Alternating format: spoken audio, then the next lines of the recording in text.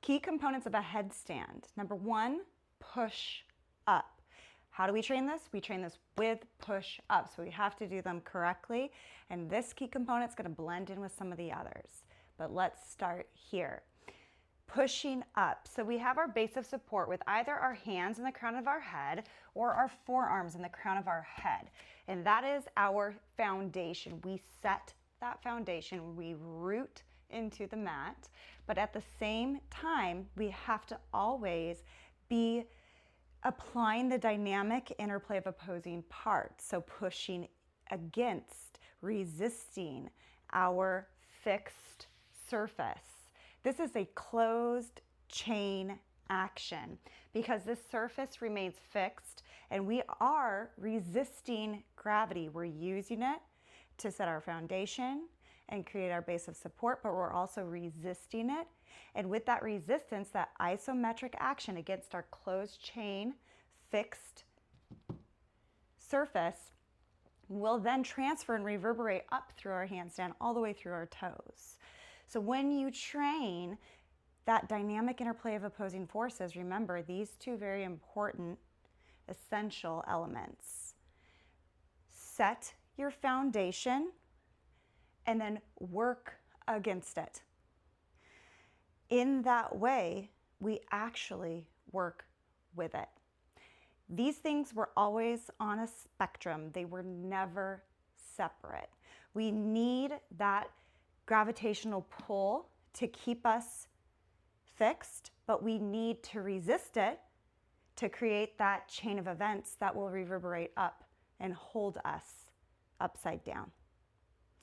Key component number 2, spiral inwards. Now we can break it down anatomically, but we already did that. So if you need to go reference our anatomical unit, go back.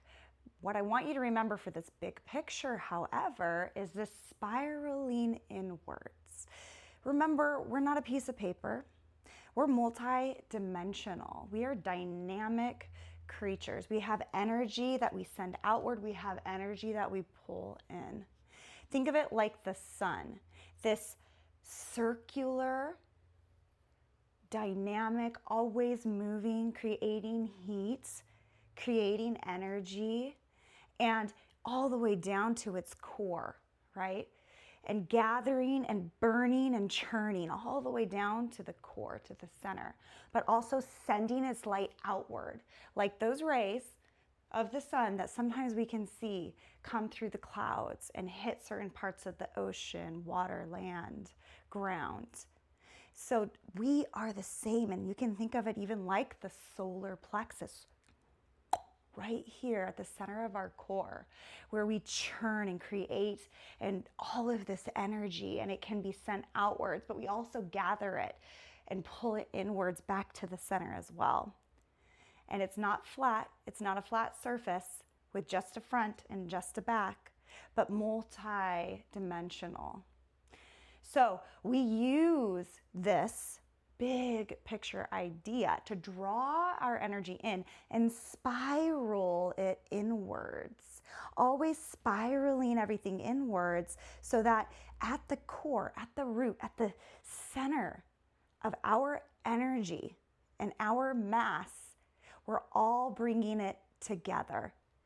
Remember that proximal, meaning center, stability equals distal mobility.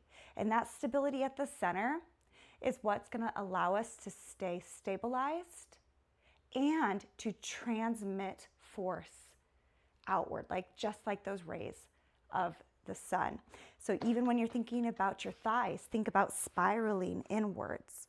When you're thinking about that foundation we set with our arms, think about spiraling inwards, those elbows wrapping inwards, okay? Now that is external rotation. So again, if you need to look at the specific anatomical placement of movements, go back up to the anatomy section.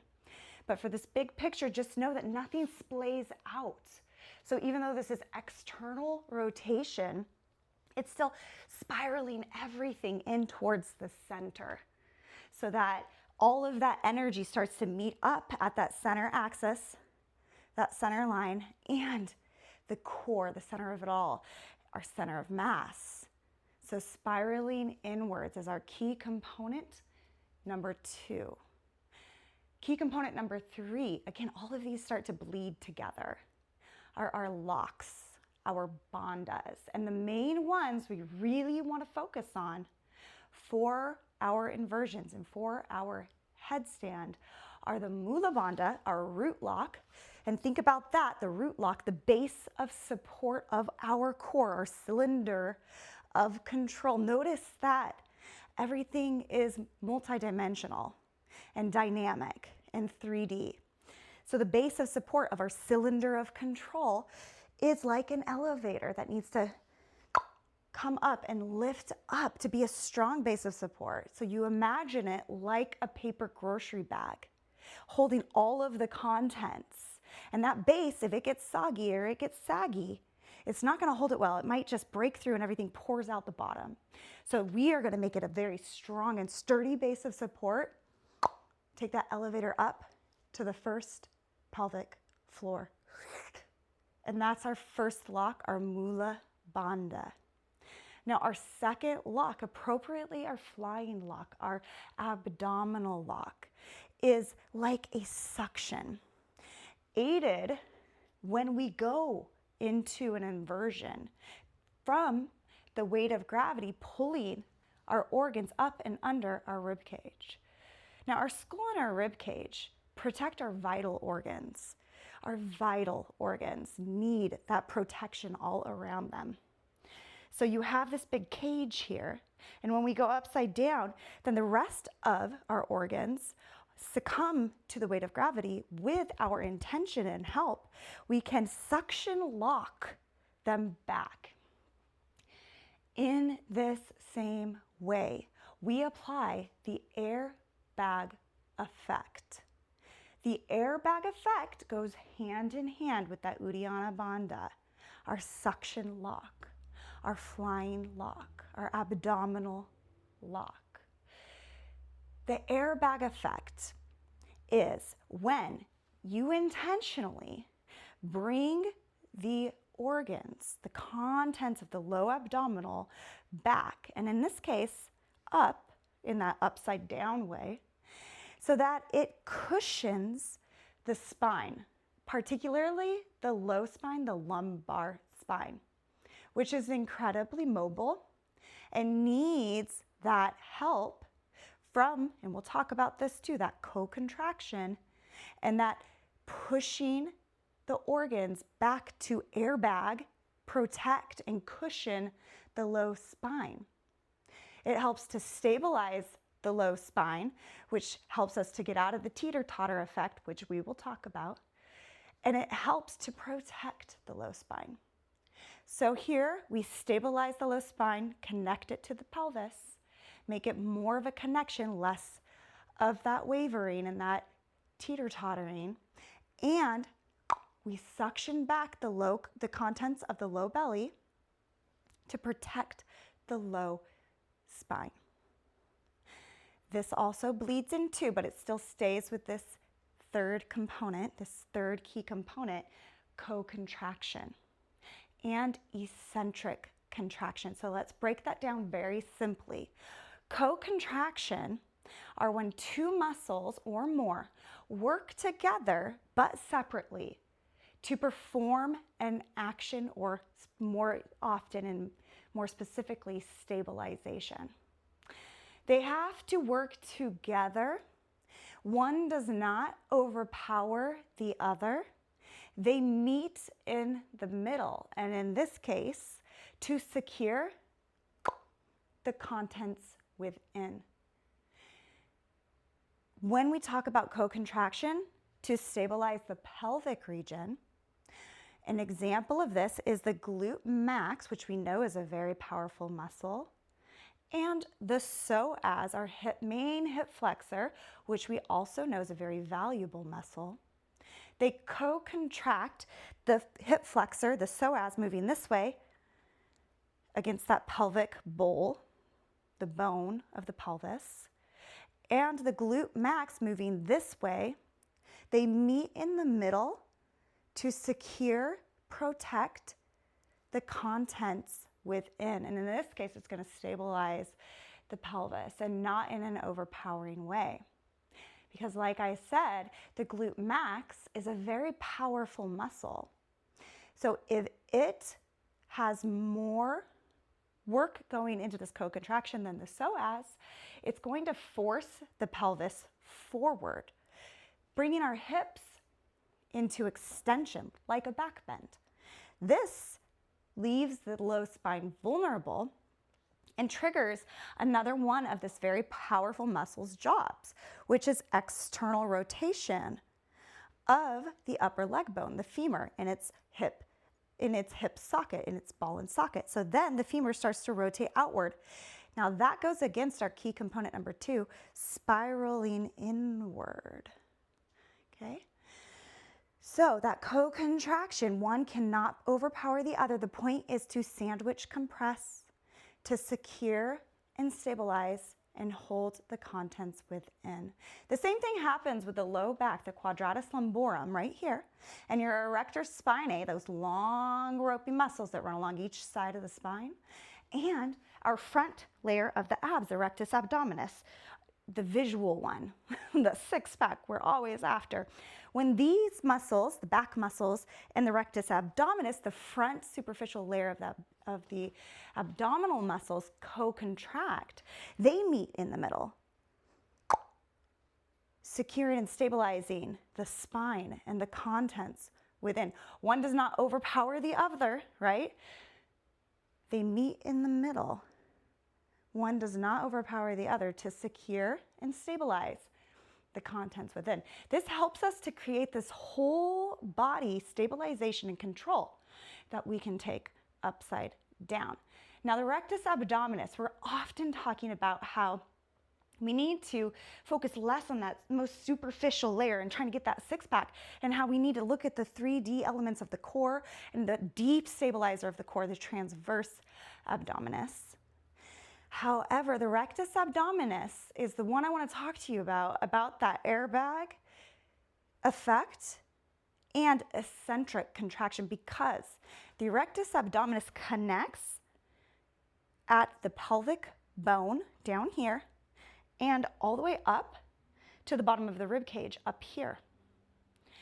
So if we can keep the rectus abdominis long and strong, okay, lengthened, not so much that we're in a back bend, but just lengthened and contracted at the same time, then it's going to help with that airbag effect. And it's going to help create this nice, long, stabilized front part of the equation, the co-contraction, stabilization of the length of the spine. So we need this rectus abdominis that connects at the pubic bone and the ribs to be long and strong. It's going to help stabilize, stack, and protect and help in that airbag effect. Key component number 4, that teeter-totter we were talking about. It's really important that we get control over the pelvis. We already talked about a couple ways to do that with co-contraction, right? That sandwich compression and that airbag effect was another way. And remember what we talked about? If you don't have equal parts meeting in the middle, if the powerful glutes overpower and send our hips into extension, then the leg bones start to turn outward, and that's not that spiraling the energy inward. So the co-contraction starts the equation, and then we have to make sure that we are doing the spiraling inwards of the legs. And you got to think about this in all of those multi-dimensional ways. See how it's all coming? We take every key component element and it feeds into the next, because also that spiraling inwards and that dynamic interplay of opposing forces with our foundation and resisting and transmitting force, that also applies here at the lower limbs, which will be up in the sky. As we pull the adductors, the inner thighs, towards one another, at the same time, we want to imagine like we're resisting a door frame on each side of the body and each side of the legs.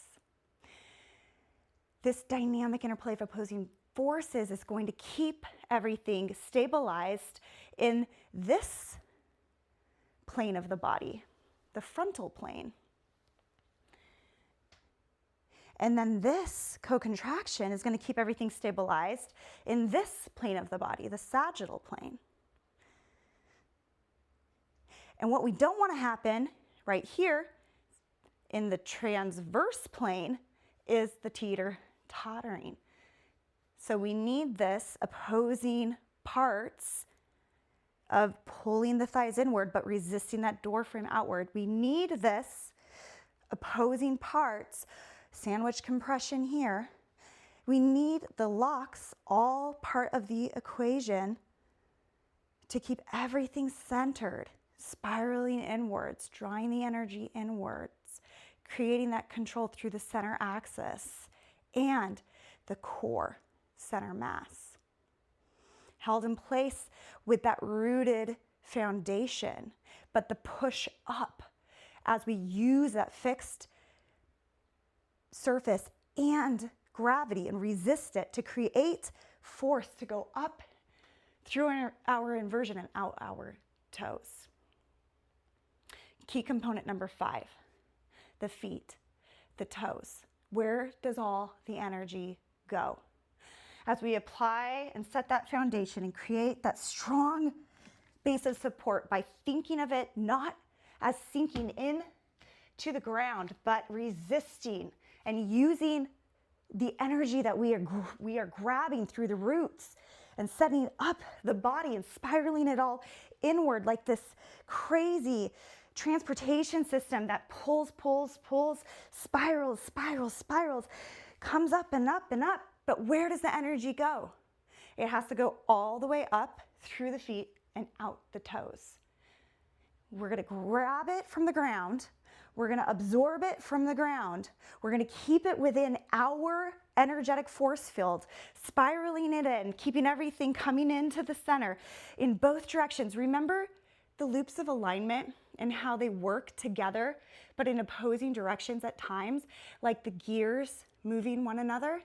So as the thighs are spiraling in, co-contraction this way, hugging in this way, external rotation here to bring it in. All of these things work together and opposingly to keep the energy pulling up through the ground, transmitting through the core, and then continuing this center line all the way up and out the toes. And that is our final component. So let's put it into action. Tripod, headstand, set the foundation. Resist the surface, transmit the force, spiral inward, nothing goes outward. Keep all the energy spiraling in, like gears shifting, different directions working together to keep everything spiraling in. Co-contraction, back muscles, and that rectus abdominis, suction lock, mula bandha lock, that airbag effect, spiraling in, resisting, pushing away, almost like you would levitate. Send that spiraling energy and front to back and through the sides, spiraling up through the center of mass, through the pelvis, squeeze the thighs, resist the door frame, through the joint of the ankles and out the toes. Keep grabbing it from the roots, below your hands, below the crown of your head, push up, expand, lengthen, secure front to back, spiral from the sides, gears shifting together, working together. Squeeze the thighs, resist the door frame, up and out the toes, and breathe.